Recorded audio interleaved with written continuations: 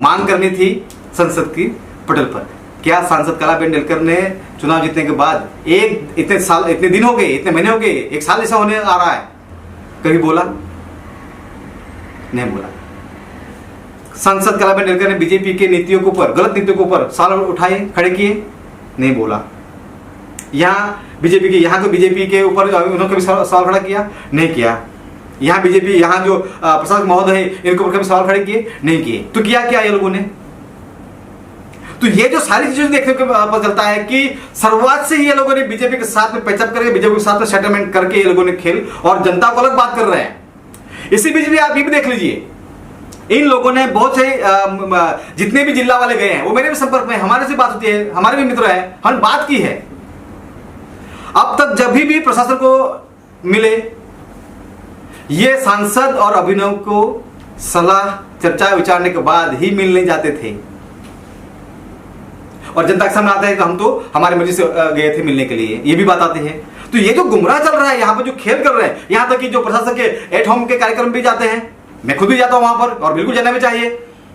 वहां पैर छू रहे हैं, एक साइड आप जो पूरे साल भर में किसी का पुतला जला रहे थे, किसी का क्या कर रहे थे, जो बोल रहे थे उनके साथ में मिलकर आप काम कर रहे हो और एक साइड जनता को गुमराह कर रहे हो। ये जो खेल चल रहा है इसमें अगर 2-2.5 साल से यहाँ पर इनके खेलों की वजह से ये बीजेपी, ये शिवसेना, कभी जेडीयू, इनके खेल की वजह से दादरा नगर हवेली का जनता बर्बाद हो रही है, प्रदेश का बर्बाद हो रहा है, उसका जिम्मेदार कौन? ये तो खेल कर रहे हैं, ये तो इधर से। और ये गए जो है, ये मुझे बड़े दुख की बात है, ये बिल्कुल इसमें कोई है, ये स्क्रिप्टेड प्लान है, पूरी स्क्रिप्ट बनाई गई थी पहले से ही। वो जिसे मूवी बनाने के लिए एक पूरी स्क्रिप्ट बनाई जाती है, स्टोरी बनाई जाती है, ये वैसा खेल हुआ है, बिल्कुल पूरी स्टोरी बनाई पहले से है। ये 24 का रास्ता कर रहे हैं। इनको मोहन भाई को न्याय मिले नहीं मिले, इनको मोहन भाई के नाम से राजनीति करनी है, उसमें उनको इंटरेस्टेड है।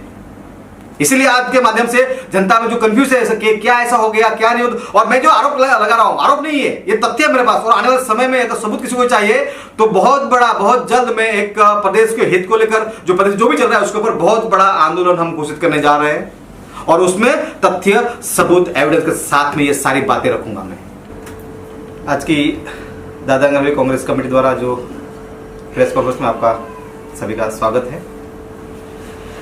आज की प्रेस कॉन्फ्रेंस जो रखने के पीछे जो हमारा मकसद यही है कि जो पिछले कुछ दिनों से सिलवासा समय जो चल रहा है, इसमें जो मोहन भाई आत्महत्या मामले में जो हाईकोर्ट द्वारा जो अभी एफआईआर जो रद्द होने का मामला सामने आया है, उसके साथ ही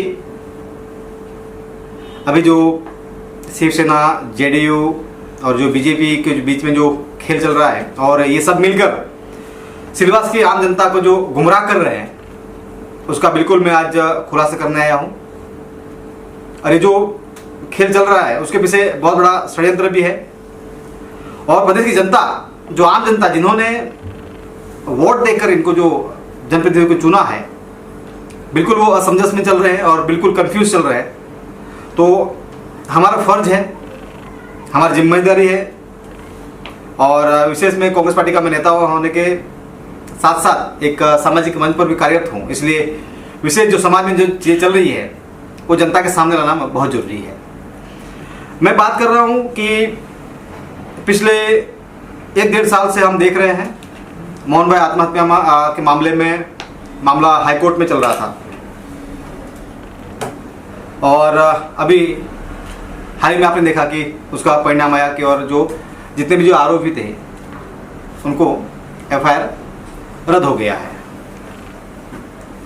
एफआईआर रद्द होने के बाद अब जैसे कि आप सबको पता है कि महाराष्ट्र में पहले शिवसेना की सरकार थी, शिवसेना की सरकार चेंज होने के बाद ये वापस दूसरी शिवसेना है या क्या बीजेपी क्या ही है पता नहीं, लेकिन उसके बाद से जो लगातार इस आत्महत्या मामले में जो केस में डेट बढ़ रही थी, आगे ले रही थी या जानबूझकर उसको डिले किया जा रहा था पता नहीं, लेकिन ये जो परिणाम आया है इसके ऊपर बहुत ही हम लोग कंफ्यूज भी है और सोचने के लिए मजबूर हो चुके कि मोहन भाई आत्महत्या मामले में जो इन आरोपी के ऊपर एफआईआर दर्ज हुआ था और हाईकोर्ट के माध्यम से उनको जो एफआईआर रद्द हुई है, इसके ऊपर हम लोग सोचने के मजबूर हो गए हैं कि ऐसा क्या हुआ। क्योंकि मैंने जब मोहन भाई की आत्महत्या के लिए उनको जब हुई थी या उन्होंने जो कर लिया था, उस समय भी मेरा स्टेटमेंट था कि मोहन भाई आत्महत्या के पीछे बीजेपी के सरकार की जो तानाशाही मनमानी की वजह से मोहन भाई ने आत्महत्या की है। ये उस समय भी मैंने स्टेटमेंट दिया था और आज भी मैं उस स्टेटमेंट के ऊपर कायम हूं कि मोहन भाई की अगर जान गई है या आत्महत्या की है तो वो बीजेपी के नीतियों की वजह से गई है। इस बीच में कोर्ट में क्या हुआ क्या नहीं, उनके परिवार ने आज तक कभी जब प्रदेश की उनके जो चाहने वाले लोग या प्रदेश की जनता के सामने वो बातें नहीं रखी। सुसाइड नोट था, सुसाइड नोट में क्या लिखा है क्या नहीं, वो आज तक सामने बात नहीं रखी। क्यों नहीं रखी? अभी भी ये सांसद जी और अभिनव डेलकर क्या जनता से छुपा रहे हैं मुझे नहीं पता, क्योंकि आप सबने देखा है कि आत्महत्या होने के बाद एक 6 महीने के अंदर फिर चुनाव की प्रक्रिया चली और आत्महत्या के बाद हर जगह पूरे दादरा नगर हवेली में उनके चाहने वाले हो या उनको विरोधी हो, जो भी हो, सब लोगों ने न्याय की गुहार लगाई कि न्याय दो न्याय दो न्याय दो न्याय दो। उसके बाद क्या हुआ? चुनाव आ गया और सब लोगों ने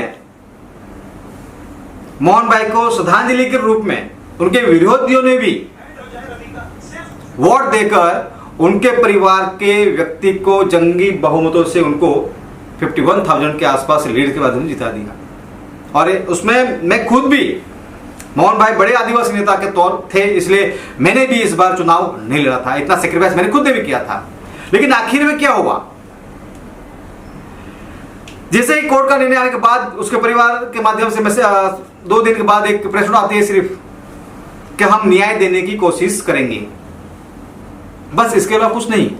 तो ये पूरे केस के दरमियान क्या हुआ, हाईकोर्ट में क्या हुआ, आप लोगों को क्या दलीलें की, आपका जो एडवोकेट था वो जब शीर्षनाथ थी उस समय आपका सरकार का एडवोकेट था, सरकार बदलने के बाद आप लोगों ने दूसरा एडवोकेट किया कि नहीं, और नहीं किया तो क्यों नहीं किया? कहीं ऐसा तो नहीं कि सांसद कलाबेन और अभिनव ने इस केस में बीजेपी के साथ मिलकर सेटलमेंट कर लिया हो? सबसे सर्वात से ये बात शंका के दायरे में है, क्योंकि जब चुनाव लड़ने की बात आई, सबको पता है, किसी भी एक अन्नाड़ी व्यक्ति को पूछोगे आप कि मोहन भाई डेलकर की जान किसकी वजह से गई, तो कोई भी अन्नाड़ी व्यक्ति भी कहेगा कि बीजेपी की नीतियों की वजह से या बीजेपी की वजह से गई। ये कोई भी व्यक्ति बोलेगा। जब चुनाव प्रक्रिया की बात हुई, लोकसभा का उपचुनाव आने की बात आई, तब यही अभिनव डेलकर गुजरात के भाजपा के अध्यक्ष CR पाटिल के साथ गुफ्तगू बैठक चलती है और बात पता चलती है हमें कि भाई ऑलमोस्ट बीजेपी से चुनाव लड़ रहे हैं ये व्यक्ति, और चुनाव के जो नोटिफिकेशन घोषित होने के बाद सामने आया कि भाई लास्ट 12 बजे तक टिकट इनके परिवार की फिक्स थी। मतलब क्या हुआ?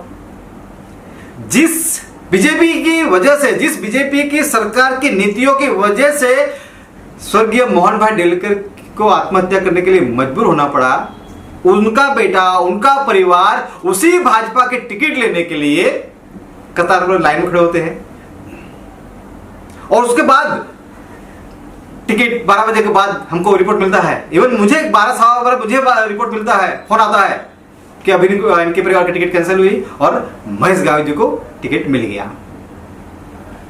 तो उसी समय से ये सब शंका के दायरे में था, खेल हो रहा है ऐसा लग रहा है, और ये लोग जनता को गुमराह कर रहे हैं ऐसा मुझे बिल्कुल। और ये जब जजमेंट ये आ गया हाईकोर्ट साहब, तो मुझे पक्का विश्वास हो गया है कि इस मोहन भाई को न्याय के नाम पर ये लोगों ने बड़ा सौदा कर लिया है, बड़ा खेल किया है। एक सब ये है। दूसरी बात आप ये देखो, चुनाव जीतने के बाद भी ये लगातार बीजेपी में इन्वॉल्व होने के लिए बीजेपी के नेताओं के साथ में संपर्क में रहे। गुजरात के नेता हो चाहे वो दिल्ली के बीजेपी के नेता हो, सबके साथ में संपर्क में रहे। इस चुनाव के दरमियान इनको जो सांसद कलाबेन डेलकर को लोगों ने क्यों जिताया? ये इनको जिताया नहीं था, ये मोहन भाई के बदौलत मेरे ऐसे व्यक्ति या सैकड़ों उनके विरोधियों ने भी उनको मदद की थी और श्रद्धांजलि के रूप में उनको वोट दिया था, उनको जंगी बहुमत से उनको जिताया गया था। इस गलतफहमी में नहीं रहे कि हमारे दम पे चुनाव जीते हैं या कलाबेन और अभिनव के दम पर चुनाव जीते हैं। ये गलतफहमी जो जी रहे हैं ना, मैं उनको आपके चैनलों के माध्यम से कहना चाहता हूं कि मोहन भाई के आत्महत्या के पीछे जो पूरा षड्यंत्र चला, जो खेल चला, वो आज तक इनके परिवार ने प्रदेश की जनता के को नहीं बताया है। साथ ही मुझे ये भी मैं आज कह रहा हूं आपके माध्यम से कि जो बीजेपी के माध्यम से जो और ये लेकर जो लुका छुपा जो खेल चल रहा था, हंसी भी आती है और दुख भी होता है कि जिस बीजेपी ने मोहन भाई को इतना प्रताड़ित किया, जिस बीजेपी सरकार ने संसद के पटल तक, पीएमओ तक, होम तक, आपके बिरला जी तक, जो स्पीकर तक सारी बातचीत रखी है, इतना होने के बावजूद ये लोग बीजेपी के पीछे और बीजेपी के नेताओं के पीछे और बीजेपी में सम्मिलित होने के लिए दौड़ रहे हैं, ये बिल्कुल आज मैं आपके माध्यम से कहूं कि दुर्भाग्यपूर्ण और बिल्कुल निंदनीय है।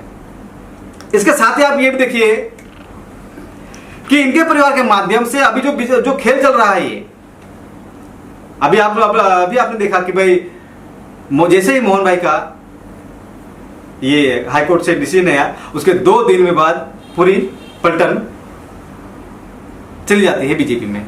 और ये वही लोग जब चुनाव के समय पर न्याय दो न्याय दो न्याय दो का नारे लगाने वाले, मतलब मोहन भाई को नाम से वोट लेने तक और इनको जिताने तक का ही न्याय की बात थी।